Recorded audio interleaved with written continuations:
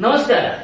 आजची एक राशी 12 भानगडी मधली रास आहे मिथुन. मिथुन जी वायू तत्वीय रास आहे, जिचा राशी स्वामी स्वयं बुध आहे. बुध जो वाणीचा कारक, त्यात वायू तत्वीय रास, वाणीवर प्रचंड प्रभुत्व, सॉलिड फेकतात, कॉन्फिडेंटली फेकतात.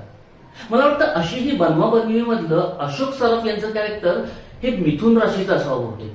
हा, कॉन्फिडेंटली फेकतात. डायबिटीजचं औषध 70 रुपये.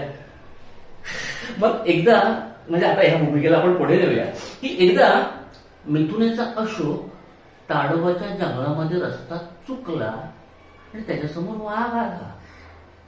तो म्हणला, अरे बकरी. तो मागे बघायला लागला. अरे तुला म्हणतोय, तुला काय वाटलं? तू वाघ आहेस? वाटलंच मला, तुला वाटतं तू वाघ आहेस, तू बकरी आहेस. त्याने वाघाचा आयडेंटिटी क्रायसिस केला.